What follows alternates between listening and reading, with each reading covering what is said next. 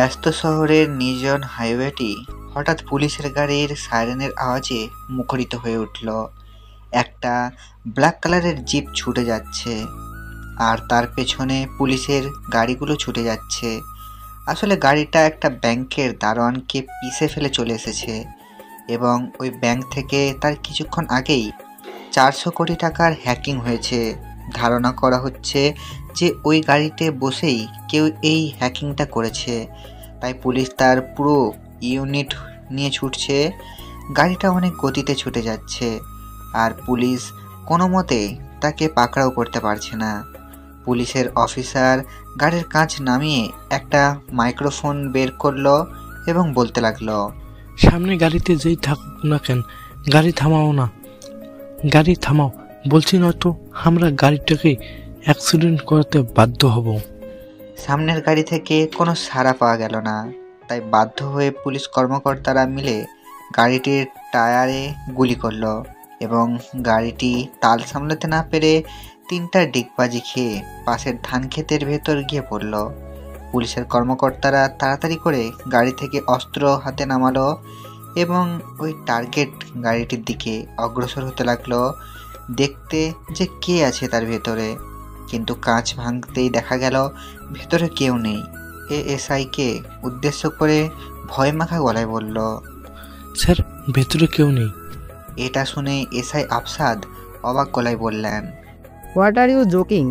গাড়িটা চলছিল আর ভেতরে কেউ নেই, এটা কিভাবে সম্ভব? আশেপাশে খুঁজে দেখো, কেউ না কেউ নিশ্চয়ই আছে।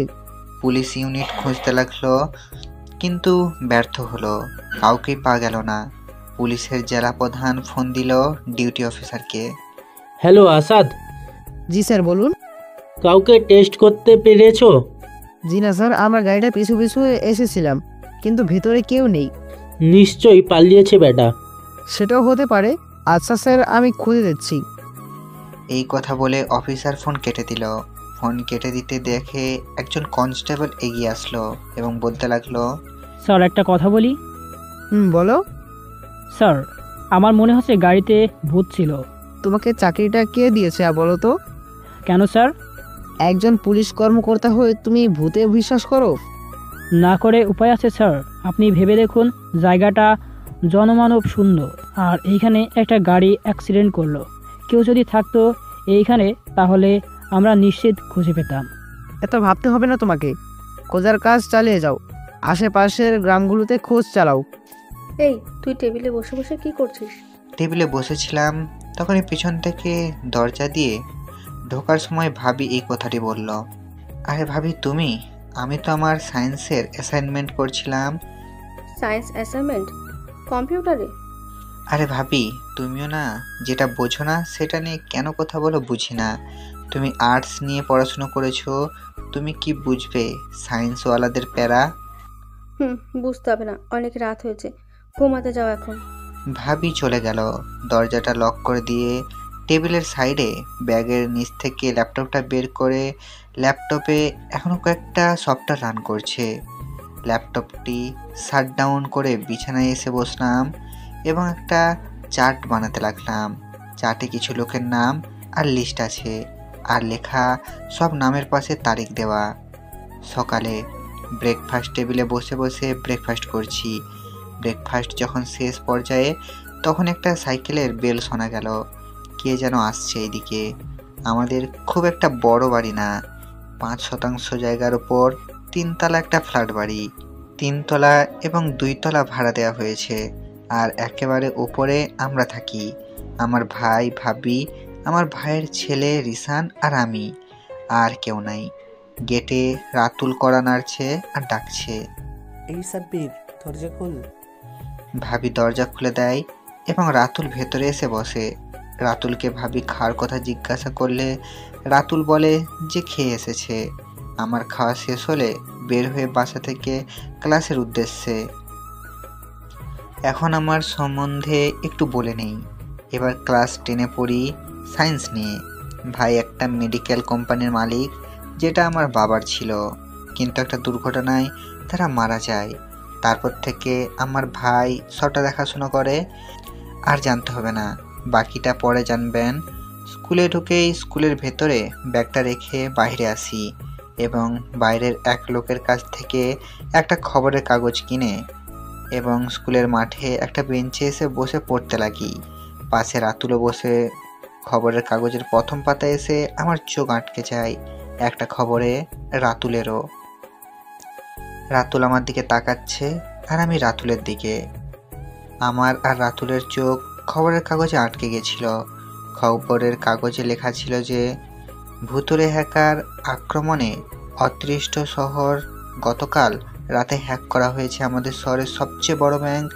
ব্যাংকটির মোট 8 জন মানুষের অ্যাকাউন্ট থেকে 50 কোটি টাকা করে 400 কোটি টাকা হ্যাক করা হয়েছে। পুলিশ সন্দেহ জোরে একটি গাড়িকে ধাওয়া করলে জানা যায় যে গাড়িটিতে কেউ ছিল না। তাহলে গাড়িটি কে চালাচ্ছিল, ভূত না মানুষ? এটা আমাদের শহরের ব্যাংক না? আমাদের শহরেরই ব্যাংক। এটা কিন্তু হ্যাকারের বিষয় না, একটু ঘোলাটে লাগছে। এইটা কি হ্যাকারের কাজ না কোনো ভূত টুত? আরে বেটা, ভূত কি কম্পিউটার চালাতে পারে নাকি? আমি কি জানি, আজ পর্যন্ত কোনোদিন শুনিনি যে কোনো ভূতে কম্পিউটার চালায়। ভূতকে গাড়ি চালাতে দেখেছি, তা আবার ছবিতে। সেটা তো আমিও দেখেছি। আমার না অনেক শখ একজন বড় মাপের হ্যাকার হব এবং মানুষের উপকার করব। হ্যাকার হওয়া মুখের কথা না, সাইবার ওয়ার্ল্ডে টিকে থাকতে দম লাগে, দম। আর কি কি লাগে? অনেক পরিশ্রম, দক্ষতা, নিজেকে লুকিয়ে রাখার ক্ষমতা আর একটুখানি ইচ্ছা ভালো কাজ করার। ব্যাস, তুইও হতে পারবি। কিন্তু হ্যাকিং জগতের অনেক ডার্ক সাইড আছে, যে সব থেকে নিজেকে দূরে রেখে চলতে হয়। আচ্ছা, এত সুন্দর সুন্দর কথা বললি, কিন্তু তুই এসব জানলি কিভাবে?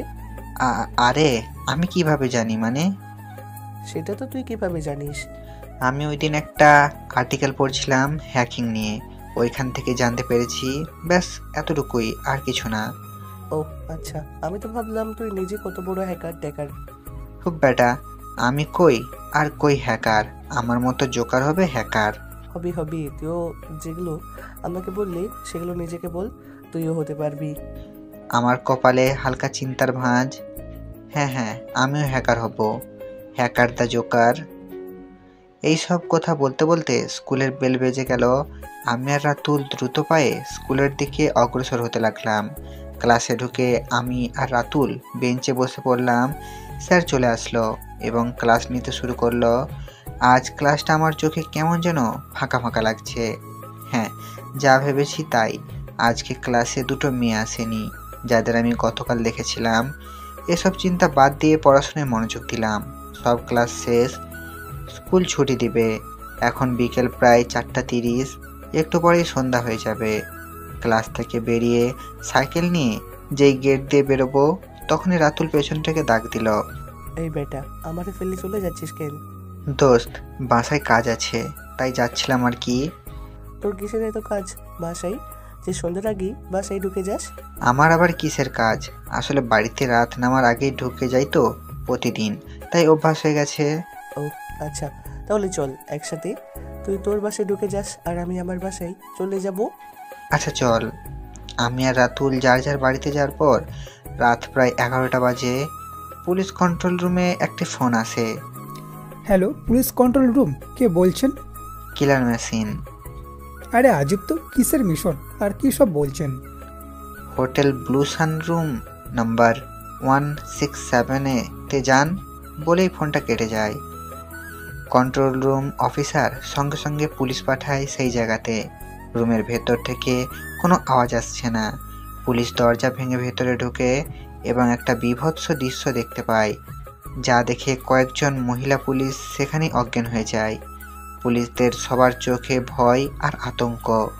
রুমে বেডের ওপর একটা লাশ রাখা। লাশ বললে ভুল হবে, লাশের কোনো অংশই তার শরীরের সাথে যুক্ত নেই। শরীরটিকে এমনভাবে কাটা হয়েছে যেন কষায় মাংস কেটেছে।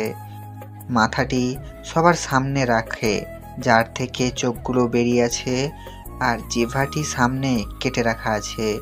গালের দুই পাশে লেখা ইটস ওকে, তার পাশে একটা স্মাইল দেওয়া। পা দুটো আর আঙুলগুলো ফ্যানের সাথে ঝুলিয়ে রাখা আছে, আর তার পাশে বড় করে লেখা psycho is on the game, don't try to stop unless you will stop. লাশটিকে পোস্টমর্টমের জন্য পাঠানো হলো। পুলিশ কর্মকর্তারা এই কেস আর তার আগের রাতের হ্যাকিং দুটো নিয়েই অনেক চাপে আছে। মিডিয়া আর পলিটিশিয়ানরা অনেক চাপ দিচ্ছে পুলিশদের। গোয়েন্দা সিআইডিও নেমে পড়েছে, কিন্তু কোনো ক্লু পাচ্ছে না, কোনো সিসিটিভি ফুটেজ, না কোনো ফিঙ্গারপ্রিন্ট, আর ভিকটিমকে মারার কোনো মোটিভ। তাহলে কে করেছে এগুলো? সকালে খাবার টেবিলে বসে আছি, তখনই ভাবি রুটি আর মাংসের তরকারি বের করে দিল। রুটি আর তরকারি নিয়ে খেতে লাগলাম। আহ, কি রে, কি হয়েছে? ব্যথা পেয়েছিস নাকি? আরে না, কালকে একটা সায়েন্স প্রজেক্ট বানাচ্ছিলাম, তখন হাত কেটে গেছিল একটু। আর এর কতখানি কেটে গেছে? আর বলছো তেমন কিছু না, মনে হচ্ছে কোনো ধারালো ছুরি দিয়ে কেটে গেছে। আরে ভাবি, তুমিও না প্রজেক্টে ছুরির ব্যবহার করেছি, আর হাত কাটতে পারে না? কাটতেই পারি, দেখে দাও, ব্যান্ডেজ করে দিচ্ছি। আচ্ছা দাও ভাবি। কোনো মতে খাবার খেয়ে উঠে ছাদে যাই ল্যাপটপ নিয়ে। আজ স্কুল নেই, এই এক সপ্তাহ বন্ধ স্কুল। ল্যাপটপে কাজ করছিলাম, তখনই ফোনে একটা ফোন আসে। রাতুল ফোন দিয়েছে। দোস্ত, আমি একটা বিপদে পড়েছি, তুই এখনই পুলিশ স্টেশনে যা, পুলিশ নিয়ে আয় আমাদের বাসার পাশের জঙ্গলে। রাতুলের হঠাৎ এমন কথায় একটু চিন্তায় পড়ে গেলাই। কি হয়েছে সেটা বল। হয়েছে অনেক কিছুই। আমি একটা হরর ফটোগ্রাফির জন্য আমাদের বাড়ির জঙ্গলে এসেছিলাম। এখানে একটা ডাক বাংলায় ঢুকে পড়েছিলাম, কিন্তু আমি জানতাম না এখানে দস্যুরা আস্তানা ঘিরেছে। ওরা পুরো বাড়িটাকে সিসিটিভি দিয়ে ঘিরে রেখেছে। এতক্ষণে হয়তো জেনে গেছে যে আমি এখানে আছি। তুই কিছু একটা কর, আমি পালাতেও পারছি না। আচ্ছা আমি দেখছি বলেই ফোন কেটে দিলাম। দস্যুরা বসে বসে সিসিটিভি ফুটেজ দেখছিল। তখনই ওরা ক্যামেরায় রাতুলকে দেখতে পায়। ওরা হয়তো ভেবেছিল যে রাতুল চলে যাবে, কিন্তু রাতুল ওদের মধ্যে থেকে কিছু লোককে দেখে ফেলে। রাতুল যদি এখান থেকে বেরিয়ে যায়, তাহলে নিশ্চয় পুলিশ ডেকে আনবে, তখন ওদের ক্ষতি হবে। তাই ওরা রাতুলের খোঁজে কয়েকজনকে পাঠায়। ক্যামেরার কারণে রাতুল বেরিয়ে যেতে পারছে না, কারণ ও লুকিয়ে আছে। এখন কোথায় গেলে সবাই দেখতে পাবে, তাই চুপটি মেরে সিঁড়ির নিচে লুকিয়ে আছে। দস্যুরা ক্যামেরায় রাতুলকে দেখতে পাচ্ছে না। হঠাৎ ওদের ক্যামেরাগুলো বন্ধ হয়ে গেল। কম্পিউটারগুলোতে লেখা উঠল, ইউ হ্যাভ বিন হ্যাকড। আমি রাতুলকে ফোন দিলাম। রাতুল, তুই এক দৌড়ে বেরিয়ে আয়, পেছনে তাকাবি না। আরে তুই আমার মার ধান্দা করতেছিস? তোকে বললাম পুলিশ ডাকতে, আর তুই? বাঁচতে চাইলে যেটা বলছি সেটা কর। আমার কিছু হবে না তো? না, হবে না ইনশাল্লাহ, বেরিয়ে আয়। রাতুল আমার কথা মতো বেরিয়ে এলো। তখনই আকাশে কয়েকটা হেলিকপ্টার দেখা গেল, আর স্পেশাল ফোর্স চলে এলো। রাতুলকে গেটের বাইরে থেকে দুজন অফিসার ধরে সরিয়ে দিল, আর ফোর্স ভিতরে ঢুকে গেল। আমি পরিস্থিতি বুঝে উঠতে পারছি না, হঠাৎ করে এখানে এত ফোর্স কেন? আবার হেলিকপ্টারও এসেছে সেই পথে। এটা কি সাব্বিরের কাজ? ওইদিকে দস্যুরা হঠাৎ হেলিকপ্টারের আওয়াজ শুনে কয়েকজন বেরিয়ে দেখতে পেল যে আকাশে হেলিকপ্টার উড়ছে। তারা যেই কিছু করতে যাবে, তখনই মাথায় বন্দুকের মাথা দিয়ে বাড়ি দিয়ে মাটিতে শুয়ে দেয় ফোর্স, আর ভেতরে ঢুকে যায়। ভেতরে গোলাগুলি হচ্ছে, গুলির আওয়াজে জঙ্গলের পাখিগুলো উড়ে যাচ্ছে। কিছুক্ষণ পরে ফোর্স সব কয়টাকে ধরে নিয়ে এলো। ওদের মধ্যে অর্ধেকের বেশি মারা গেছে। এই ছেলে আমাদের ইনফর্ম করেছে কে? তুমি? রাতুল এখনো শকড হয়ে আছে। কি হয়েছে সব ওর মাথার উপর দিয়ে যাচ্ছে। অনেক ভয় পেয়েছে রাতুল। কোনো রকমে মরতে মরতে বেঁচেছে রাতুল। রাতুল মনে মনে প্রতিজ্ঞা করেছে যে আর জীবনেও এরকম জায়গাতে আসবে না। অফিসার আবার প্রশ্ন করল, এই ছেলে কথা বলছো না কেন? ভয় পেয়েছো? না স্যার, আমি আপনাকে ইনফর্ম করিনি। বলেই রাতুল ঢোক গিলতে লাগলো। অফিসার রাতুলের উদ্দেশ্যে পানির বোতল এগিয়ে দিল, আর রাতুল বোতলটা নিয়ে ঢোক ঢোক করে পানি গিলতে লাগলো। লোকাল পুলিশদের ইনফর্ম করেছে সেনাবাহিনীর লোকেরা। পুলিশ কিছুক্ষণের মধ্যেই চলে আসবে ডেড বডিগুলো নিয়ে যেতে। রাতুলকে বাসায় পৌঁছে দেওয়া হচ্ছে। রাতুলের বাসার সামনে একটা মাঠে হেলিকপ্টার থেকে রাতুলকে নামিয়ে দেওয়া হলো। রাতুল নিচে নেমেই আমাকে দেখতে পেল। আমি কালো হুডি পরে সানগ্লাস পরে সাইকেল নিয়ে দাঁড়িয়ে আছি। হেলিকপ্টার চলে যাওয়ার পর, কিরে কেমন অভিজ্ঞতা হলো? রাতুলের পিঠে চাপড়ি দিয়ে বললাম, শালা, তুই একটা জাতীয় বেঈমান। একটা কথা বলবি না? তুই কিভাবে পারলি আমাকে বাঁচাতে না আসতে? আরে আমি তো তোকে বাঁচানোর ব্যবস্থা করলাম। মানে কি বলতে চাস তুই? তোর মতো একটা বাচ্চা ছেলে সেনাবাহিনীর সাথে যোগাযোগ করে আমাকে বাঁচিয়েছে? বাচ্চা বলবি না একদম। এই বাচ্চা না থাকলে আজকে গুলি খেয়ে ঝাঁঝরা হয়ে পড়ে থাকতি। কিন্তু কিভাবে করলি? আর তোর কথা এরা বিশ্বাস করে নিল? আমাদের দেশের যা অবস্থা, পুলিশই আসে না কোনো বিপদে, আর সেনাবাহিনী চলে এসেছে, আর আজকে আমি হেলিকপ্টারে উঠলাম প্রথমবারের মতো। জাস্ট চিল মাই বয়। এখন বাড়িতে চল, আর এসব কাউকে বলবি না। আচ্ছা। আমি আর রাতুল বাড়িতে আসার পর রাতুল বাসায় বসে বসে ভাবছে, সাব্বিরের মধ্যে নিশ্চয়ই বিশেষ কিছু আছে, আর আমাকে সেটা খুঁজে বের করতে হবে। পরদিন আমি কিছুদিনের জন্য আমার খালাতো ভাই মেহেদির বাসায় যাব, ইংল্যান্ড। তাই প্যাকিং করছি। হঠাৎ ফোন বেজে উঠল। হ্যালো মেহেদি, বল কি অবস্থা? আর কেমন থাকি বল, যেমন ছিলাম তেমনই আছি। কালকেই তো আসছিস তাই না? হ্যাঁ, কালকে সকালে রওনা দেব। আচ্ছা তাহলে আয়, আর আমার জন্য তেঁতুল নিয়ে আসিস।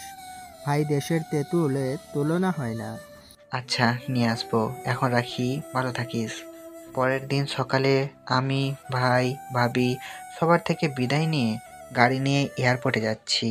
এয়ারপোর্টে যাওয়ার পথে গাড়িটা একটা সিগন্যালে দাঁড়ালো। সিগন্যালে বিরক্ত লাগছিল, আর ক্রস রোড দিয়ে বিশেষ গাড়িও যাচ্ছিল না। তবুও সিগন্যাল আছে, ল্যাপটপ বের করে কিছু একটা করলাম। সিগন্যালের টাইম অর্ধেক হয়ে গেল। অনেকে ব্যাপারটা লক্ষ্য করলো, কিন্তু বুঝতে পারলো না কি হচ্ছে। জানালার কাঁচ সরিয়ে একটু বাইরে তাকালাম। তখনই দেখতে পেলাম পাশের রোডে একটা গাড়ি দিয়ে একটা মেয়ে বাইরে আরেক গাড়ির বাচ্চার সাথে খেলা করছে এবং বিভিন্ন মুখভঙ্গি করে ভেঙচি কাটছে। ব্যাপারটা আমি এনজয় করতে লাগলাম। আমি না চাইতেও অজান্তেই মুখে একটা হাসি ফুটে উঠল। মেয়েটা বোধ হয় সালোয়ার কামিজ পরেছে। মেয়েটাকে খুব একটা খারাপ লাগছে না, যার কারণে চোখ সরাতে পারছি না, কিন্তু দূর থেকে খুব একটা পরিষ্কার দেখা যাচ্ছিল না। তাই ব্যাগ থেকে ক্যামেরাটা বের করে নিলাম দেখার জন্য। একটা মেয়ে হেঁটে যাচ্ছে সালোয়ার কামিজে, মেয়েটাকে মন্দ লাগছে না। ব্যাগ থেকে ক্যামেরা বের করে মেয়েটার দিকে ফোকাস করলাম।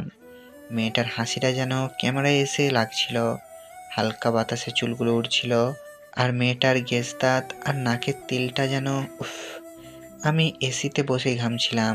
দেরি না করে মেয়েটিকে ছবি তুলে নিলাম, কিন্তু যেই গাড়িটার নাম্বার নোট করতে যাব তখনই সিগন্যাল ছেড়ে দিল।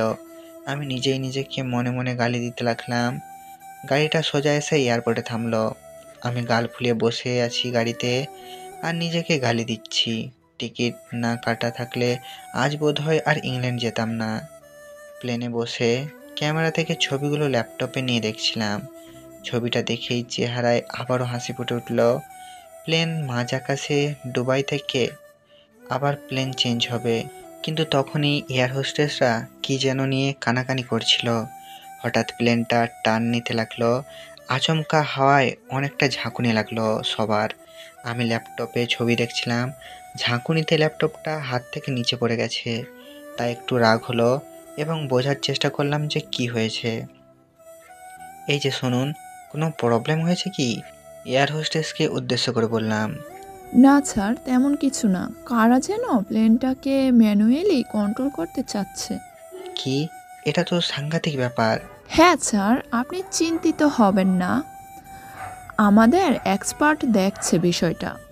ল্যাপটপটা নিয়ে দেখতে লাগলাম যে সমস্যাটা কোথায়। দেখতে পেলাম এখান থেকে কয়েকশো কিলোমিটার দূরে একটা অজানা আইল্যান্ড থেকে এই সিগন্যাল আসছে, যেটা প্লেনটিকে জবরদস্তি ল্যান্ড করাতে চাচ্ছে। টাইপিং করতে লাগলাম। কোডিংয়ের পুরো স্ক্রিন ভরে গেছে। হ্যাঁ, হয়ে গেছে। এখন আর কন্ট্রোল ওদের হাতে নেই। তখনই প্লেনটা আবার তার গন্তব্যের দিকে মোড় নিল। নিশ্চিত হয়ে কানে হেডফোন দিয়ে গান শুনতে লাগলাম। গান শুনতে শুনতে কখন যে ঘুমিয়ে গেছি নিজেই জানি না।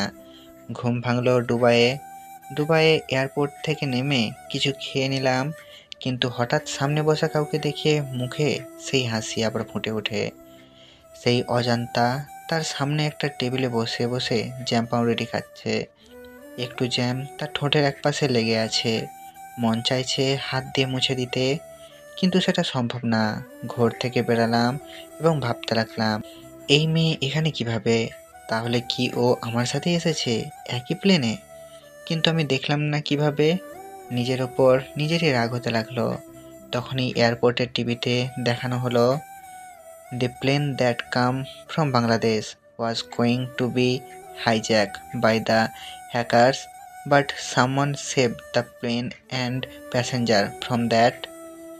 The experts say that the person who saved the plane was person in the plane that time and now he is in the Dubai airport. এটা বলেই টিভিতে আমাকে দেখাতে লাগলো। হুডি দিয়ে নিজের চেহারা ঢেকে নিলাম, কিন্তু সবাই আমাকে দেখে ফেলেছে। এয়ারপোর্টে কিছু বড় মাপের কর্মকর্তারা আমার দিকে এগিয়ে আসতে লাগলো। আসছে। আমি নিশ্চিতভাবে বসে আছি আর ওই মেয়েটার দিকে তাকিয়ে আছি। কর্মকর্তারা এগিয়ে আসলে তাদের পিছনে আরও কিছু সাংবাদিকও এগিয়ে আসতে থাকে। আমি খাবার অর্ডার করেছিলাম, সেটা দিয়ে গেল ওয়েটার। খাবার খাচ্ছি, অন্যদিকে এয়ারপোর্টের সবাই আমার দিকে আর চোখে তাকাচ্ছে আর ফিসফিস করছে। ওই মেয়েটিও আমার দিকে তাকাচ্ছে। এয়ারপোর্টে এত কোলাহল যেন আমাদের দুজনের বিরক্তির কারণ না। কয়েকটা সিট সামনে বসে আছি। আমি ভুলে পানি ভেবে জুস খেয়ে ফেললাম। তখনই একসাথে অনেক মানুষকে একসাথে এদিকে আসতে দেখে সবার দৃষ্টি একদিকে যায় এবং সবাই বুঝতে চেষ্টা করে কি হয়েছে। তখনই, mister Sabir, you have to come with us. কেন? আমাকে দিয়ে আপনারা কি চান? আপনি আজকে আমাদের কত বড় বিপদের হাত থেকে রক্ষা করেছেন, এখন বলছেন যে কিছুই করেননি।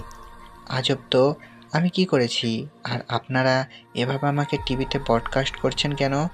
আরে আমি করেছিটা কি সেটা তো বুঝতেই পারছি না। দেখুন, আপনাকে বিরক্ত করা আমাদের উদ্দেশ্য না, আমরা শুধু আপনাকে একটু সম্মানিত করতে চাই। আমার কোনো সম্বোধনার প্রয়োজন নেই। আর আপনারা কিসের ভিত্তিতে ভাবছেন যেটা আমি করেছি? কোনো ব্যক্তির প্রয়োজন নেই স্যার। আপনি প্রথম ব্যক্তি যে জানতে চেয়েছিলেন কি সমস্যা হয়েছে এবং জানতে পেরেছিলেন, আর আপনি জানতে পারার পরেই আপনি নিজের ল্যাপটপ বের করে কি যেন করলেন এবং একটু পরেই প্লেন আমাদের কন্ট্রোলে চলে আসলো। আমি চাই না আপনারা আমাকে বিরক্ত করুন, আর আমার কোনো সম্মাননার প্রয়োজন নেই। যদি আপনাদের মনে হয়ে থাকে যে আমি কিছু করেছি আপনাদের জন্য, তাহলে দোয়া করবেন, ব্যাস এটুকুই। এই কথা বলার সাথে সাথে ওনারা চলে গেলেন।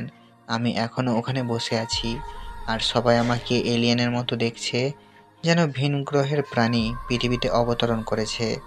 প্লেন ছাড়ার সময় হয়ে গেছে। আমি বসা থেকে উঠলাম, উঠেই চারপাশে তাকালাম। আমি ওই মেয়েটিকে খুঁজতে খুঁজতে প্লেনে গিয়ে বসলাম। প্লেনে আমার পাশের সিটেই কারো হাসির আওয়াজে সেদিকে তাকালাম।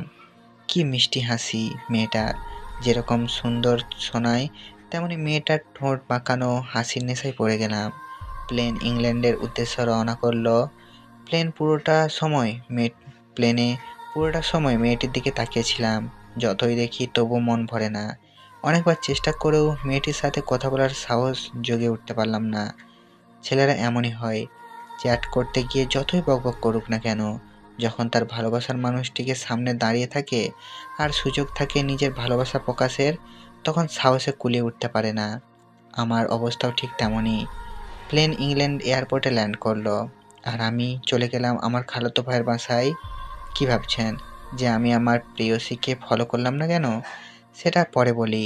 খালু একজন টপ ক্লাস চকলেট ব্যবসায়ী, ইংল্যান্ডে ব্যাপক নাম ডাক আছে।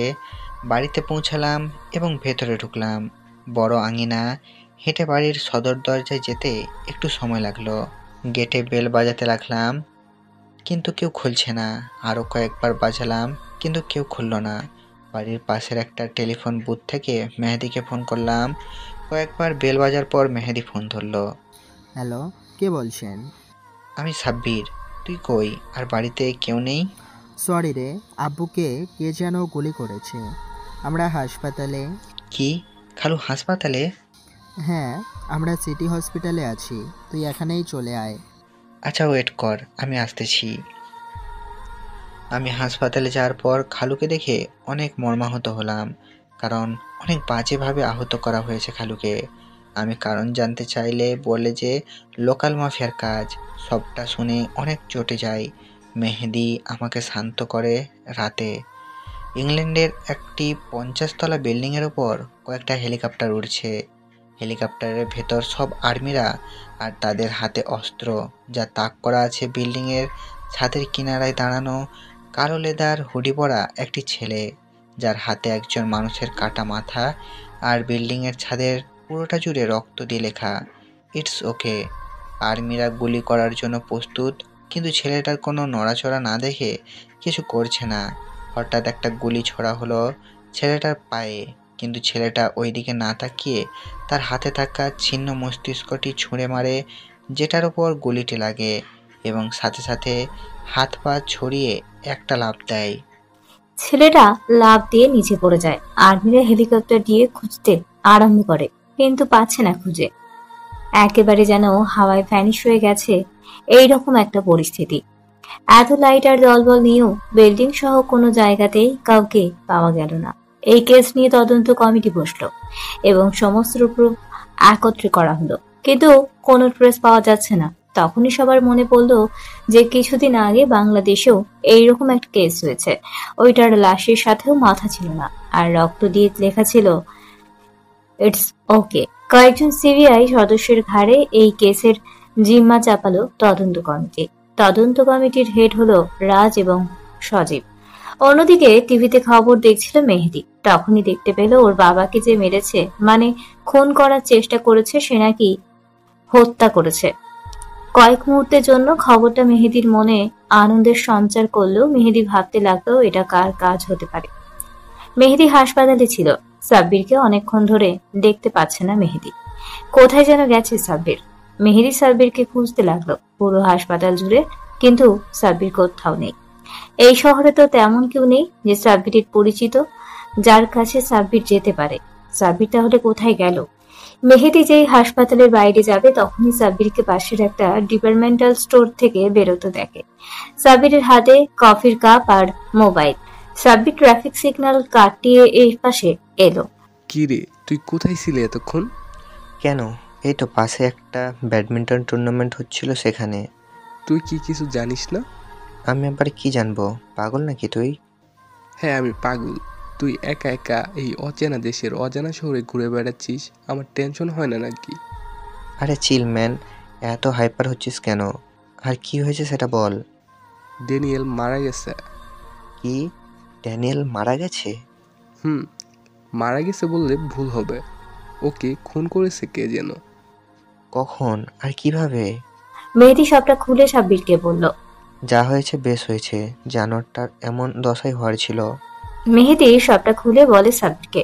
সাব্বির মেহেদিকে বলে পরের দিন। সাব্বির ওর খালুর বাড়িতে আছে। ঘুম থেকে উঠেছে, অনেকক্ষণ যাবৎ কফির জন্য বসে আছে। কাজের বুয়া কফি দিয়ে গেল। সাব্বির একটা মিষ্টি হাসি বিনিময় করে কফিটা নিল এবং চুমুক বসালো। কিছুক্ষণের জন্য চিন্তায় বিভোর হয়ে গেল। মেহেদি ও কফি হাতে এসে পাশে বসলো এবং সাব্বিরকে চিন্তিত দেখে বলে উঠল, কিরে, তুই এমন ভাব নিয়ে কোনো চিন্তায় বিভোর আছিস? তেমন কিছু না, এমনি ভাবছিলাম খালু বাড়িতে ফিরবেন কবে। আজকে না, সম্ভবত কালকে আসবে। ও আচ্ছা। অন্যদিকে কেসের ইনভেস্টিগেশন অফিসার রাজ এবং সজীব তদন্ত করতে বাংলাদেশে গিয়ে পৌঁছেছে। ওনারা বাংলাদেশের সেই সাইকো কিলারের কেসটি ঘেঁটে দেখলেন। সব একেবারে হুবহু মিলে যাচ্ছে, কিন্তু কিছু জায়গায় পৃথক এবং কিছু বৈষম্য আছে। তবু বলা যায় যে এইগুলো একজনেরই কাজ, কিন্তু কে? আর মার্ডারের মাঝখানে সময়ের ব্যবধান কম। ইন্সপেক্টর তার কেবিনে বসে আছেন। সিবিআই অফিসার সজীব আর রাজ বসে বসে কেস নিয়ে আলোচনা করছে। অফিসার, আপনার কি মনে হয় যে এই কাজগুলো একজনেরই? আমার তো এটাই মনে হয়, দুইটা কেস এই খুনি ভিকটিমের মাথা পৃথক করে ফেলেছে আর রক্ত দিয়ে লিখে গেছে ইটস ওকে। তাহলে এই সাইকো কিলার কি বাংলাদেশ থেকে ইংল্যান্ডে গেছে? হতে পারে ইন্সপেক্টর। তাহলে আমরা এয়ারপোর্ট সহ সকল ট্রান্সপোর্টের রেকর্ড পরীক্ষা করে দেখি ভিকটিমের কোনো সন্ধান পাওয়া যায় কিনা। আচ্ছা যান, আর কিছু লাগলে আমাকে বলবেন, যতটুকু পারি হেল্প করব। 4 বছর পর সাইকো দ্য কিলার মেশিনের খোঁজ এখনো অব্যাহত রয়েছে। পুলিশ, সিবিআই কেউ খুঁজে বের করতে পারেনি সাইকোকে, কারণ সাইকো কোনো প্রমাণ রাখে না তার কাজের। সাইকো এই 5 বছরে আরো 5 শতাধিক খুন করেছে, যেন মানুষ মারা তার কাছে কোনো ব্যাপারই না। 4 বছরে এই পর্যন্ত সাইকো প্রায় 87,000 লক্ষ কোটি ডলার হ্যাক করেছে এবং সব গরিব লোকেদের মধ্যে বিতরণ করে দিয়েছে। দেশ বিদেশের প্রায় সকল ক্ষেত্রেই সকল গভর্নমেন্ট সাইকোকে ভয় পায়। সাইকো মানুষ মারার কাজে যতটা দক্ষ, ততটা দক্ষ হ্যাকিং এর সাইবার ওয়ার্ল্ড, ডার্ক ওয়ার্ল্ড সহ সবাইকে সাইকোর নামে কাঁপে। প্রতি সপ্তাহে অন্তত একজন সাইকোর হাতে মরবেই। এই জন্যই সাইকোর নাম পেয়েছে সাইকো দ্য কিলার মেশিন। আজকে সাইকো হ্যাকার একজন রুশ প্রেসিডেন্টকে হত্যা করেছে, যার জন্য গোটা পৃথিবীতে কয়েক দফা তদন্ত কমিটি বসানো হয়েছে, কিন্তু লাভ নেই। সাইকোকে খুঁজে বের করা গোটা একটা বিশাল সমুদ্রের সুই খোঁজার মতো। অন্যদিকে অনেকে সাইকোর নাম ব্যবহার করে পপুলার হওয়ার চেষ্টা করেছে, কিন্তু পুলিশের কেলানি খেয়ে নিজেদের জালিয়াত বলে স্বীকার করেছে। ব্রিটিশ কাউন্সিলর দাবি করে যে ব্রিটিশ আর্মিরা সাম্প্রতিক একটি অভিযানে সাইকোকে মেরে দিয়েছে, কিন্তু এইসব ভুল প্রমাণ হয় যখন সাইকো তার টুইটার অ্যাকাউন্টে একটি টুইট করে যে আমাকে মারবে আমাকে মারবে আমাকে তো তখনই মারতে পারবে যখন ওই খোদা আমার উদ্দেশ্যে মালাকুল মউতকে প্রেরণ করবে। সাইকোকে মারার গুজব ছড়িয়ে লাভ নেই। সাইকো ছিল, আছে এবং থাকবে। সাইকো আরো পোস্ট করেছে যে সাইকো আজকে লাইভে আসবে। গোটা শহর সহ দুনিয়ায় হিড়িক পড়ে গেছে সাইকোকে দেখার। কেউ সাইকো হ্যাকারকে আজ পর্যন্ত দেখেনি, কেবল নাম শুনেছে। সাইকো আজ লাইভে আসছে, যাকে দেখার জন্য হিড়িক পড়ে গেছে সবার আইকন এবং সর্বকালের কুখ্যাত সাইকো কিলারকে আজকে সবাই দেখবে। সাইকোকে বিখ্যাত করেছে তার সমাজ সেবা, আর কুখ্যাত করেছে তার 5 শতাধিক মার্ডার। ঘড়িতে টিকটিক আওয়াজ হচ্ছে, যার দিকে তাকিয়ে আছে গোটা দুনিয়ার মানুষ। Russia, France, Vietnam, England, France, America, Bangladesh, India সহ পৃথিবীর প্রায় সকল দেশেই সাইকো কিলার অনেক জনপ্রিয়, আবার অনেকের ভয়ের কারণ। ঘড়িতে 7টা বাজে। হ্যাঁ, এখনই সাইকো লাইভে আসবে। টিভি চ্যানেলগুলোর সকল প্রোগ্রাম বন্ধ হয়ে যেতে লাগলো এবং সাইকোর সম্প্রচার শুরু হলো। এবং সব টিভি চ্যানেল মোবাইলে কেবল সাইকোকে দেখা যাচ্ছে। সাইকো সবার ফোন, কম্পিউটার হ্যাক করে নিয়েছে, যার জন্য এখন সাইকোর কন্ট্রোলে। সারা পৃথিবীর প্রায় অধিকাংশ স্যাটেলাইটের দখল নিয়েছে সাইকো কিলার। সাইকো ক্যামেরা থেকে হাত সরিয়ে নিল।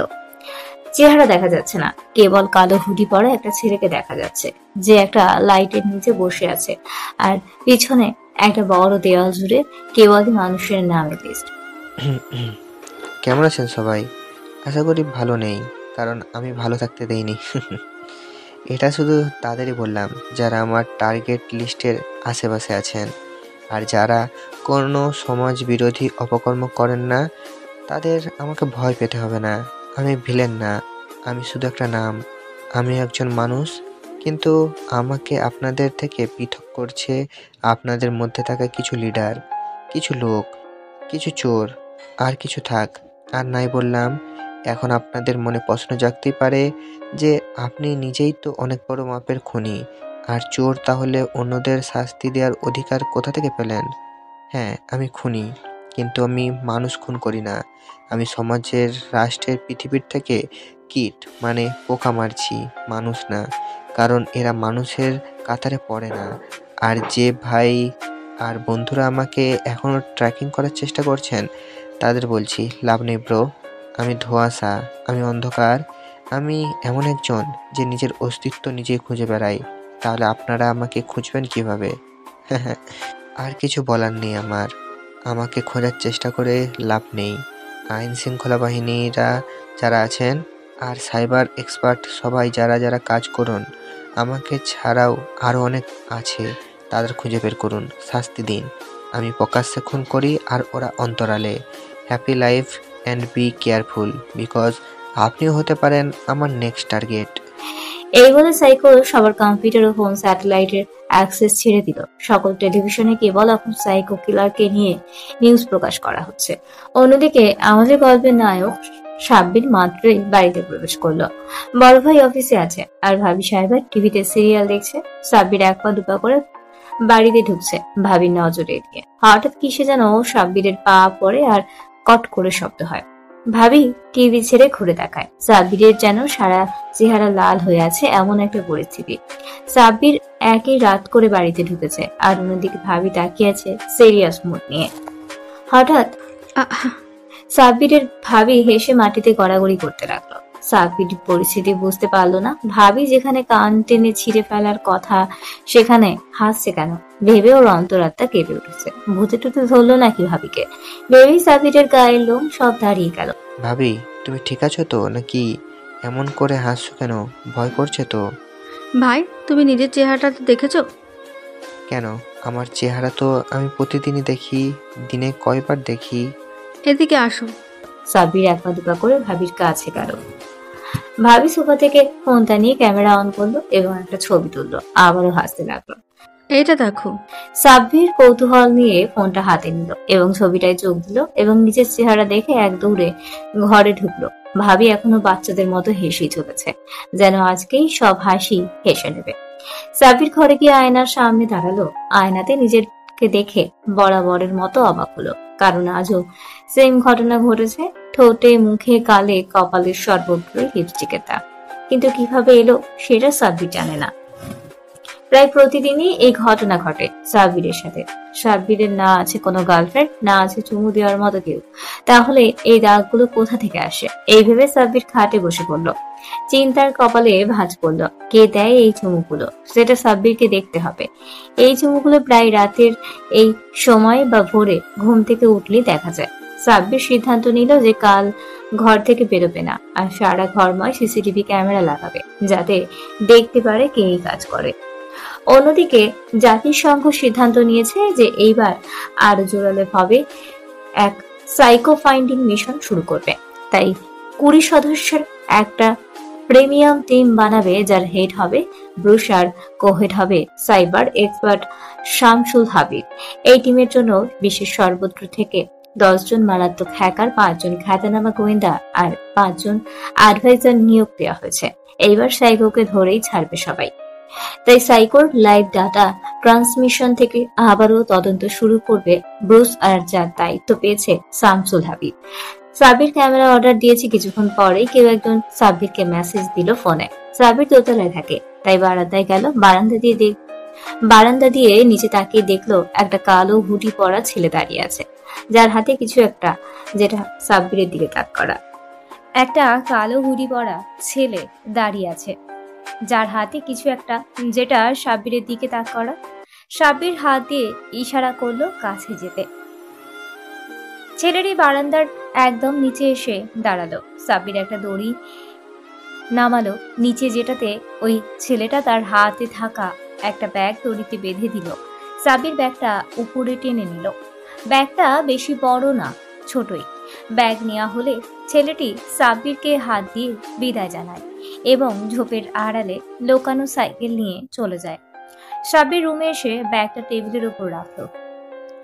চারপাশে তাকালো একবার, হয়তো কিছু খুঁজছে বা দেখছে যে কেউ কিছু দেখেছে কিনা। চারিপাশে তাকিয়ে সাব্বির টেবিলের ড্রয়ারটা টান দিল এবং একটা ছুরি বের করে স্যালোটেপে পেঁচানো ব্যাগটা কেটে একটা প্যাকেট বের করে নিল, যেটা একটা ফোনের বক্সের মতো কিছু ছিল। সাব্বির বক্সটা খুলে ফেলল এবং ভেতর থেকে বেরিয়ে এলো 3টা ক্যামেরা, যেগুলোর সাইজ একটা আঙুলের 3 ভাগের 1 ভাগ হবে, মানে অনেক ছোট। এছাড়াও একটা মিনি কন্ট্রোলার আর অ্যান্টেনা। যা এতক্ষণে বোঝা গেল যে সাব্বির কি করতে চলেছে। সাব্বির ক্যামেরাগুলো ওর রুমের 3 কোণায় লাগিয়ে দিল, যাতে ফাঁস হয় এবং সমাধান হয় লিপস্টিকের দাগের রহস্য। ক্যামেরাগুলো সহ সব সেট আপ করে সাব্বির একটু ল্যাপটপটা হাতে নেয়। ল্যাপটপে কয়েকটা ইনস্ক্রিপ্টেড মেসেজ ছিল, যেগুলো সাব্বির ডিক্রিপ্ট করলো এবং কিছু দেখতে পেল, যা ওর টনক নাড়িয়ে দিল। সাব্বির অনেক চিন্তিত হয়ে পড়ল যে কি করবে সেটা ভেবে। ওর অস্তিত্ব এখন ঝুঁকিতে আছে। কে যেন ওকে কিছু ছবি পাঠিয়েছে, সেগুলো সাইবার ওয়ার্ল্ডে তুফান উড়িয়ে দেবে। সাইবার বারান্দায় গিয়ে দাঁড়িয়ে পকেট থেকে সিগারেট বের করলো এবং ধরিয়ে টানতে লাগলো। আহা, মাথাটা একটু টেনশন মুক্ত হলো। না, আমার মাথা গরম করলে চলবে না, যা করতে হবে সব ঠান্ডা মাথায় করতে হবে। সাব্বির সিগারেটটা শেষ করে ল্যাপটপটা নিয়ে বসলো। উৎস খুঁজতে লাগলো মেসেজগুলোর। যে করেই হোক সাব্বিরকে জানতেই হবে কে এই ব্যক্তি যে আমার পরিচয় ফাঁসির পথে নেমেছে। সাব্বির অনেক চেষ্টা করেও মেসেজগুলোর কোনো সোর্স পাচ্ছিল না, যেন সাইবার ঘোস্ট সাইবার ওয়ার্ল্ডেই গায়েব হয়ে গেছে একেবারেই। রাত 3টা বাজে। সাব্বির এখনো ল্যাপটপ নিয়ে বসে আছে, কিন্তু খুঁজে বের করতে পারছে না যে কে করেছে এটা। কোনো প্রমাণও নেই। ওর মাথা গরম হতে লাগলো। কে এই ব্যক্তি যাকে আমি খুঁজে বের করতে পারছি না? তাহলে কি আমার থেকেও বড় কেউ আছে এই পৃথিবীতে, যে আমার থেকেও বেশি ট্যালেন্টেড আর কিলার মাইন্ডের? এসব ভাবতে ভাবতে সাব্বিরের মাথা কাজ করছে না, না যেন এখনই অবশ হয়ে যাবে। সাব্বির ল্যাপটপে টাইপ করতে করতেই ঘুমিয়ে গেল। ঘুমানোর একটু পরেই কিছু একটা ঘটলো। সাব্বির সকালে ঘুম থেকে উঠেই ল্যাপটপ সহ ওর কাল রাতের খাওয়া দাওয়ার সিগারেটের অংশগুলো সব ঠিকঠাক করে নিল, যাতে ভাবি দেখতে না পারে। সাব্বির সবটা গোছগাছ করে নাস্তার টেবিলে গেল। নাস্তার টেবিলে যেতেই ভাইয়া এসে বসলেন ওর সাথে। তোমার ভাইয়ের জন্য মেয়ে দেখো। সাব্বির পানি খাচ্ছিল। ভাবির কথা শুনে পানি গলায় আটকে গেল। কেন, আমার ভাই আবার কি করলো? সাব্বিরের ভাইয়া টোস্ট খেতে খেতে ভ্রু কুঁচকে। ভাবি কোনো কথা না বলে ভাইয়াকে আমার দিকে তাকাতে বললেন। ভাইয়া আমার দিকে তাকালো এবং ভ্রু কুঁচকে বোঝার চেষ্টা করলো যে কি হয়েছে। তখনই ভাইয়া কিছু একটা দেখে বললেন, কিরে, কালকে রাতে কোথায় গিয়েছিলি? কোথায় মানে? আমি আবার কোথায় যাব? আমি তো ঘরেই ছিলাম। তাহলে তোর গার্লফ্রেন্ড বাড়িতে এসেছিল? আরে ভাইয়া ভাবি, তোমরা সব কি বলছো? আমার তো কোনো গার্লফ্রেন্ডই নেই, তাহলে বাড়িতে আনবো কোথা থেকে? আমরা এমন কি বললাম যে বিরক্ত হচ্ছিস? আয়না নিজের চেহারাটা দেখ আগে। কি আমার চেহারা? তোর চেহারা ভালো করে দেখ, তারপর বুঝতে পারবি আমরা কিসের ভিত্তিতে কথা বলছি। সাব্বির তৎক্ষণাৎ উঠে আয়নার সামনে গেল এবং দেখল যে গালে সেই চুম্বনের দাগ, মানে কেউ যে কিস করেছে সেটা স্পষ্ট বোঝা যাচ্ছে। ভাইয়া ভাবি বিশ্বাস করো, আমি কিছুই জানি না এই দাগগুলো কোথা থেকে আসে। এটা নিত্যদিনের ব্যাপার। আমরা এত কিছু জানি না। 1 মাস সময় দিলাম, ওই মেয়েকে নিয়ে বাসায় হাজির হবি, শুভ কাজটা সেরে ফেলবো। সাব্বির এবার অনেক রেগে গেল এবং ছুটে রুমে গেল এবং নিজেই গনগন করতে লাগলো। ধুর শালার, প্রেম ট্রেম কিছুই করলাম না, প্রতিদিন যে কেউ এত চুমাই খালি একবার হাতের কাছে পাই, ঠোঁটে সুপার গ্লু লাগিয়ে দেব। সাব্বিরের তখনই মনে পড়লো সিসি ক্যামেরার কথা। সাব্বির একটা বিজয়ের হাসি হাসলো এবং ল্যাপটপটা হাতে নিল। ল্যাপটপে ক্যামেরাগুলোর গতকাল রাতের ফুটেজগুলো চেক করতে লাগলো। ফুটেজ চেক করে কিছুই পাচ্ছিল না সাব্বির। তখনই একটা ফুটেজ সাব্বিরের চোখে পড়ল। রাত 3:45। বারান্দা দিয়ে সাব্বির দেখতে পেল অনেক বাতাসের মতো কুয়াশা রুমে ঢুকতে লাগলো এবং ওই কুয়াশার আদলে দেখা যাচ্ছিল একটা মেয়েলি অপর চেহারা দেখা যাচ্ছিল না। সাব্বির ভেবে পাচ্ছিল না যে এত রাতে এত উঁচু বিল্ডিং এ কোনো মেয়ে কিভাবে উঠলো, আর এই মেয়েকে কে যে এই কাজ করে আমার সাথে। সাব্বির ফুটেজ জুম করলো। ভিডিওতে মেয়েটা আস্তে করে সাব্বিরের কাছে এসে বসলো এবং চেহারার দিকে খানিকক্ষণ তাকিয়ে রইল। তারপর মাথায় হাত বুলিয়ে দিতে লাগলো। আস্তে আস্তে মেয়েটা সাব্বিরের কাছে আসতে লাগলো এবং একটু পরেই থেমে থেমে চুমু দিতে লাগলো। সাব্বিরের একটা বিজয়ের হাসি হাসলো, এটা ভেবে সে চোর ধরা গেছে। সাব্বির ভাইয়া ভাবিকে যেই ডাক দিবে এটা দেখার জন্য, তখনই ভিডিওতে আরও একটা জিনিস দেখে সাব্বির থমকে গেল। তখনই দেখতে পেল যে মেয়েটি হঠাৎ করেই হাওয়ায় মিলিয়ে গেল। সাব্বির ভয়ে ভয়ে ল্যাপটপটা বন্ধ করলো এবং ভাবতে লাগলো, এটা আমি কি দেখলাম? ই আল্লাহ, ওটা কি ছিল? ভূত নাকি আবার? কিন্তু ভূত হলে আমার গালে চুমু খাই কেন? গলাটাই তো খেয়ে নিতে পারে। না, আমাকে এর গোড়ায় পৌঁছাতে হবে এবং রহস্যগুলোর সমাধান করতে হবে যে করেই হোক। রাত 2টা। আর্মি ক্যাম্পের ভেতরে কিছু লোকের কথা বলছে। স্যার, আমাদেরকে এই বিষয়টা নিয়ে তদন্ত করতে হবে। না, এই বিষয়ে এগিয়ে নিজের ক্ষতি নিজেরা ডেকে এনো না। ভালো আছো, ভালো থাকো। কিন্তু স্যার, আমরা এভাবে তো কাউকে মানুষ মারার জন্য ছেড়ে দিতে পারি না, আর ও তো একটা মনস্টার, মানুষ মারে মশার মতো। এত বেশি কথা বলো কেন? আস্তে বলো, কেউ শুনে ফেলবে, আর সাইকো যদি এটা জানতে পারে তাহলে আমরা শেষ। ও তখনই ওই কক্ষে দরজায় কে যেন কড়া নাড়ে। ঠক ঠক ঠক ঠক ঠক ঠক। কেউ কি বাইরে আছে নাকি? আর্মি অফিসার একজন আরেকজনের দিকে তাকিয়ে বলল, এত রাতে আবার কি? দেখো, কোনো অফিসারের হয়তো কিছু দরকার হয়েছে।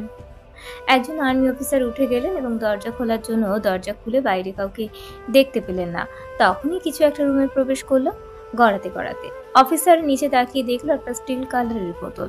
হঠাৎ বোতল থেকে সাদা ধোঁয়া বেরোতে লাগলো, যেটার ধোঁয়ায় সারা ঘরময় সবকিছুই দেখা যাচ্ছিল না।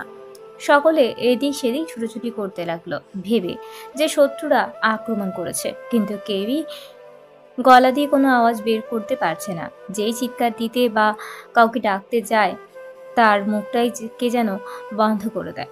সবার মনে অনেক আতঙ্ক। আস্তে আস্তে ধোঁয়াগুলো সরে যেতে লাগলো। আর্মিরা সবাই তাকিয়ে দেখতে পেল একজন লম্বা চওড়া যুবক বয়সী একটা ছেলে কালো হুডি পরে দাঁড়িয়ে আছে। মুখে কঙ্কালের ডিজাইনের রুমাল বাঁধা, চোখে একটা হাসি, আর হাতে সাইলেন্সার লাগানো একটা বন্দুক, আর পায়ের পাশে কয়েকটা ধারালো ছুরি। অফিসাররা সবাই এই দৃশ্য দেখে ঢোক গিললেন এবং আর চোখে চারপাশের অস্ত্র খুঁজতে লাগলেন, কিন্তু কোনো কিছুই নেই। কোনো বন্দুক, রাইফেল, পিস্তল কিছুই নেই। যেগুলো ছিল সব উধাও হয়ে গেছে। আসলে সব উধাও হয়নি, সব ওই ছেলেটার পেছনে। এই কে তুই, আর আমাদের কেন মারছিস?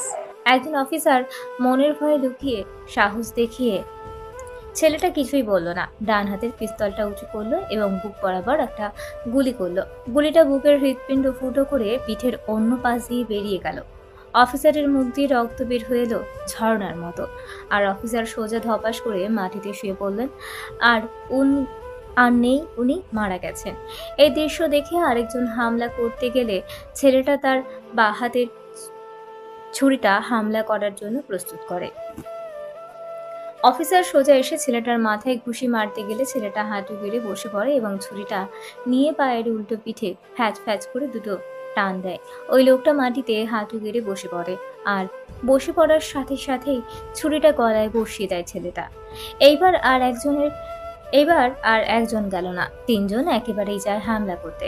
ছেলেটা একটা মুচকি হাসি দেয়, যেটা রুমালের বাইরে থেকেও বোঝা যায়। লোকগুলো সব ভয় পেয়ে যায় এবং থেমে যায়। এই কে রে ভাই তুই, আর আমাদের মারছিস কেন? ছেলেটা আস্তে করে ফিসফিসিয়ে পড়ল, সাইকো। এটা শোনার পর যারা বেঁচে ছিল তাদের চোখ যেন কোটর থেকে বেরিয়ে আসার উপক্রম, ভয় সবার কলিজা শুকিয়ে যাবার উপক্রম। কোনো মতে দাঁড়িয়ে আছে দুজন এবং বাকি একজন তো ভয়েই মাটিতে লুটিয়ে পড়েছে। সবাই এতক্ষণ যাকে নিয়ে কথা বলছিল, সেই বিপদ নামধারী আজরা তাদের সামনে দাঁড়িয়ে আছে। আজ তাদের মৃত্যু নিশ্চিত। সাবির টিভির ভাইয়া ভাবিকে খবর দিবে সেই মেয়েকে দেখানোর জন্য, তখন দেখতে পেল যে মেয়েটা ধোয়ার সাথে মিলিয়ে গেল, যেন হাওয়ায় মিশে গেল। এটা দেখে আর কাউকে ডাকতে গিয়েও ডাকার সাহস পেল না সাবির। সাবির ভিডিওটা আরো কয়েকবার দেখলো, বোঝার চেষ্টা করলো যে আসল ঘটনা কি, কিন্তু ভিডিওতে বারংবার একই ঘটনা দেখে খানিকটা না অনেকটাই বিচলিত হলো। ভাবলো যে হয়তো কোনো গ্রাফিক্স বা থ্রিডিং ইফেক্ট যেমনটা সাইকো ব্যবহার করে, তাই ভিডিওটাতেও ভালো করে সব অ্যাঙ্গেল থেকে দেখলে ব্যাপারটাকে বোঝার জন্য। কিন্তু কিছু না বুঝতে পেরে সাব্বির এবার নিজেকে খুব অসহায় মনে করতে লাগলো। কেন না কোনোদিনও কারোর কাছে হার মানেনি, কিন্তু আজ এই অদৃশ্য চুম্বনকারীকে খোঁজার চেষ্টায় ব্যর্থ হয়ে নিজেকে একদম লুজার মনে করছে সাব্বির। জেদে হাতের ল্যাপটপটাকে একটা আছাড় দিল। ল্যাপটপটা পাকা ফ্লোরে পড়ে গুঁড়ো গুঁড়ো হয়ে গেল। আর জিনিস ভাঙার আওয়াজ পেয়ে সাব্বিরের ভাই ভাবি উপরে চলে আসলো। এক দৌড়ে দরজা দিয়ে ঢুকতেই ভাঙা ল্যাপটপের অংশ বিশেষ দেখে খানিকটা অবাক হলো। সাব্বিরের দিকে তাকিয়ে জিজ্ঞেস করলো, ব্যাপার কি, কিভাবে ভাঙলো ল্যাপটপ? সাবির কোনো উত্তর না দিয়ে সোজা বের হয়ে গেল বাড়ি থেকে, সাথে ওর বাইক। সাবির বাড়ি থেকে বের হতেই সাইকো টিম থেকে মিশন অ্যালার্ট পেল সাবির। আজকে একজনকে মারার কথা আছে। সাবির ওর সাজানো প্ল্যানের লিস্টে দেখলো যে আজকে কাউকে মারার কথা ছিল কিনা। হ্যাঁ, আজকে একজন মরবে, আর সেটা হলো একজন নামকরা পলিটিশিয়ান। সাবির অপেক্ষা করছে একটা কনফারেন্স হলের সামনে। কনফারেন্স শেষ হতেই দলে দলে লোক বের হতে লাগলো। সবার মধ্যমণি নেতাজি সাহেব সামনে গলায় মালা আর হাত উঁচু করে সবাইকে শুভেচ্ছা জানাচ্ছে। সাবির একটা গাড়িতে বসে আছে, আর সামনের টার্গেট একটা স্নাইপার বন্দুক গাড়ির জানালা দিয়ে একটু বের করে রেখেছে। আর অন্যদিকে আজকে কোনোভাবে সাইকো ফাইন্ডাররা জানতে পেরে গেছে যে সাইকো কিলার মেশিনের কথা, এবং ওতে বসে আছে সাইকোকে ধরার জন্য। ট্রিম হেড ব্রুসকে ইনফর্ম করেছে cyber expert Shamsul Habib. Sir, আজকে আমাদের যে করেই হোক সাইকোকে ধরতে হবে, সেটা ছলে বলে কৌশলে সেভাবেই হোক না কেন। হ্যাঁ মিস্টার শামসুল হাবিব, আমাদেরকে আজকে নিজের সর্বোচ্চ প্রচেষ্টা চালাতে হবে। তাই তারা প্রস্তুতি নিয়ে বসে আছে সাইকোর আশায়। গুলি যে কোনো সময় চলতে পারে। এই নেতা জনগণের টাকা মেরে খায়, আর কলেজের মেয়েদের বেশ্যাবৃত্তি করতে বাধ্য করে। অনেক মা বোনের ইজ্জত নিয়ে খেলা করেছে। এই শালা একে এবার পরপারে পাঠাবে সাব্বির, মানে সাইকো কিলার। সাব্বির ফায়ার করলো। গুলিটা নেতাজির বুকে লাগলো, ঠিক হৃৎপিণ্ড বরাবর।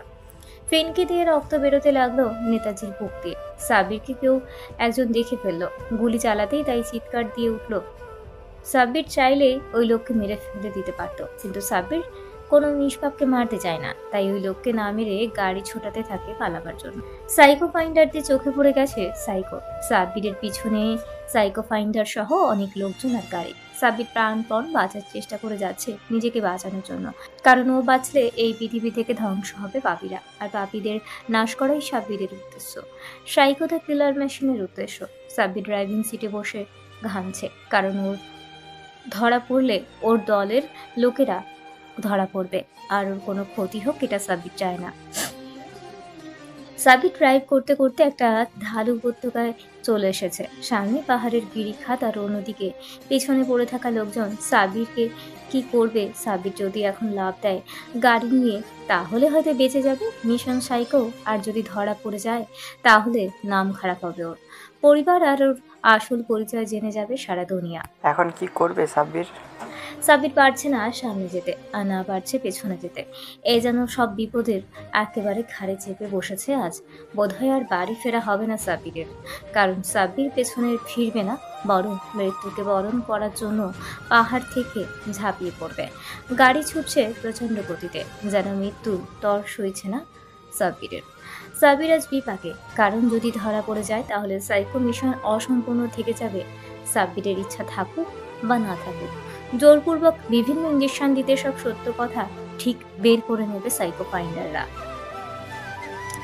সাব্বিরের গাড়িটা পাহাড়ের গিরিখাতের থেকে মাত্র মিটার 50 দূর হবে। সাব্বির চোখ দুটো বন্ধ করে নিল, আর মনে মনে আল্লাহকে স্মরণ করে নিল। সেই সাথে ভাইয়া ভাবি আর সেই নীলাঞ্জনাকে, মানে এয়ারপোর্টের মেয়েটিকে। মেয়েটির কি হয়েছিল সেটা আপনারা জানেন না, আশা করি পরবর্তীতে জানবেন। সাব্বির ভয়েস মেসেজ অন করে সারা পৃথিবীর মানুষের নিকট একটি মেসেজ পৌঁছে দিল। সাইকো কোনো মানুষ না যে মরবে। সাইকো একটি ব্যাধি যেটি জন্ম নেয় কিছু মানুষ নামের জানোয়ারদের কারণে। আজ আমি মরছি না, যদিও মরি অমর হয়ে থাকবো আপনাদের কাছে, গোটা পৃথিবীর কাছে। আর আমার শত্রুরা শান্তির নিঃশ্বাস ফেলো না, কারণ সাইকো কখনো মরবে না।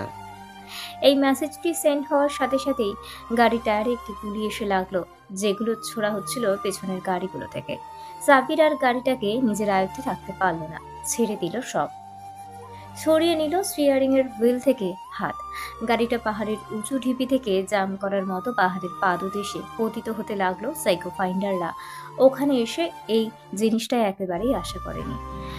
ওনারা গাড়ি থেকে নেমে নিচে তাকাতেই দেখতে পেলেন গাড়িটা দুমড়ে মুচড়ে নিচে পড়েছে, আগুন জ্বলতে জ্বলতে। পড়েছে তো পড়েছে, যেন কোনো শেষ নেই। সিটম্যান, আমরা আজকে আবারও সাইকোকে মিস করলাম, আর জীবনেও পাবো না সাইকোকে।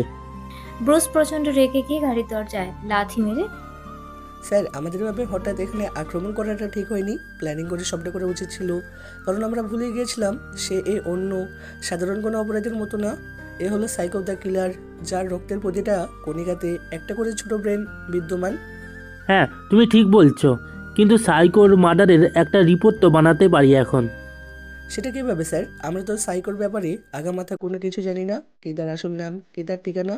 এমনি সে কোন এলাকায় থাকে সেটাও জানি না, এমনকি সে যে এই দেশের কোনো বাসিন্দা কিনা সেটা নিয়েও সন্দেহ আছে। সেটা ঠিক, কিন্তু এটা বললে কেন যে সে এ দেশের বাসিন্দা না? না মানে স্যার, এত ব্রিলিয়ান্ট একটা মাইন্ড প্লাস বিশ্বের নাম্বার 1 হ্যাকারের ছেলে কি বাংলাদেশে জন্ম নিতে পারে? শামসুল, তুমি ভুলে যেও না যে তোমার বাবাও একজন বাংলাদেশি, আর বাংলাদেশি বলে কারোর এত ট্যালেন্ট থাকতে পারে না, এটা কোনো বইয়ে লেখা আছে? আসলে কি স্যার? শামসুলকে থামিয়ে দিয়ে ব্রুস বলে, আর বলতে হবে না, আমি একজন ফরেনার হয়েও তোমার মতো রাজাকার না। এখন যাও আর দ্রুত ওই বাড়ি থেকে সাইকোর বডি উদ্ধার করো। Yes sir. শামসুল টিম নিয়ে বেরিয়ে পড়ল পাহাড়ের পাদদেশে সাইকোর খোঁজে। এদিকে কয়েক ঘন্টা পরেও শামসুল হাবিব কোনো রিপোর্ট পাঠাচ্ছে না ব্রুসকে। ব্রুস এবার অনেকটা চিন্তিত হয়ে গেল, কারণ এতটা সময় তো লাগার কথা না। বাধ্য হয়ে ব্রুস কল লাগায় শামসুল হাবিবকে। ফোন বাজছে কিন্তু ধরছে না, বাজছে কিন্তু ধরছে না কেউ। ব্রুস আবারও কল লাগায়, এবারও শামসুল ধরে ফেলে।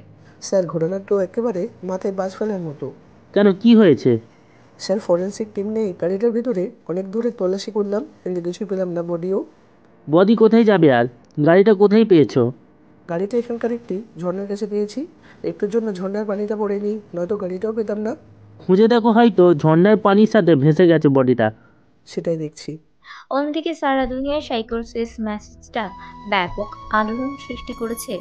সবাই সাইকোর এই মেসেজ নিয়ে অনেকটা উত্তেজিত, আর সাইকো কেন এমন মেসেজ দিল সেটাও সাইকোর ফ্যান আর শত্রুদের কাছে এখনো ধোঁয়াশা। কিন্তু ততক্ষণ ধোঁয়াশা ছিল যতক্ষণ সাইকো ফাইন্ডাররা টিভিতে সংবাদ মাধ্যমে সাইকোর মৃত্যু সংবাদটা অ্যানাউন্স করলো। সাইকোর ফ্যানরা যেন অনেক বড় শক খেয়েছে। সাইকো খুনি হলো সাধারণ মানুষের কাছে সুপারস্টার। অন্যদিকে সাব্বিরের জ্ঞান ফিরল মাত্র সাব্বির চারিদিকে তাকিয়ে নিজেকে একটা জঙ্গলে আবিষ্কার করলো। সাব্বির মনে করার চেষ্টা করলো সবটা, কিন্তু সাব্বিরের তো অ্যাক্সিডেন্ট হয়েছে।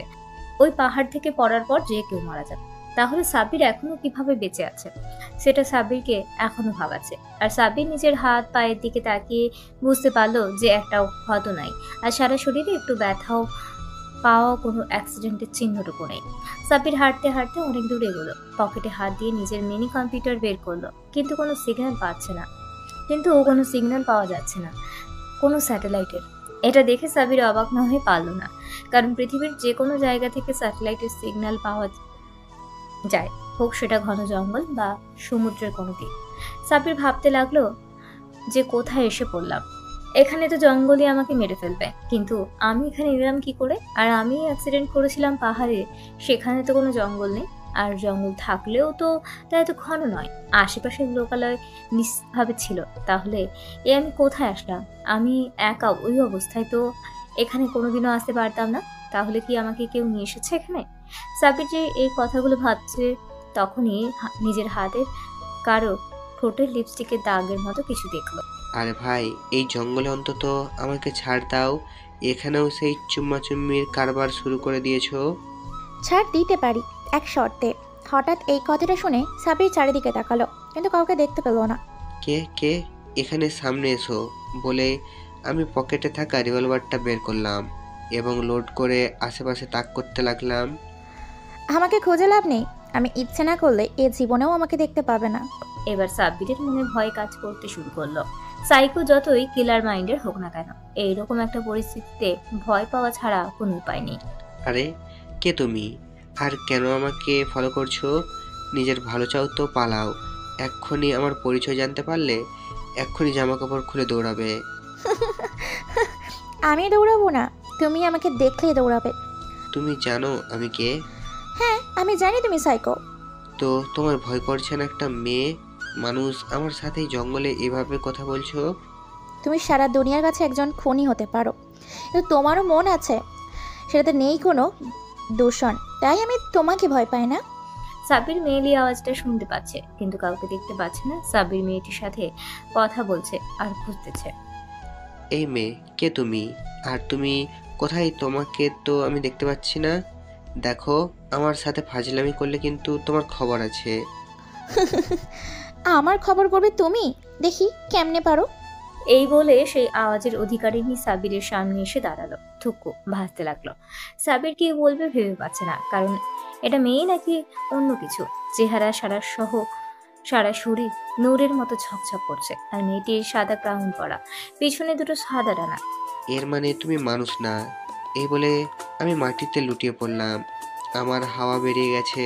সাব্বির যখন গান ফিরল তখন কারোর চেহারা নিজের উপর অনুভব করলো, যেন কেউ তাকিয়ে আছে উবু হয়ে।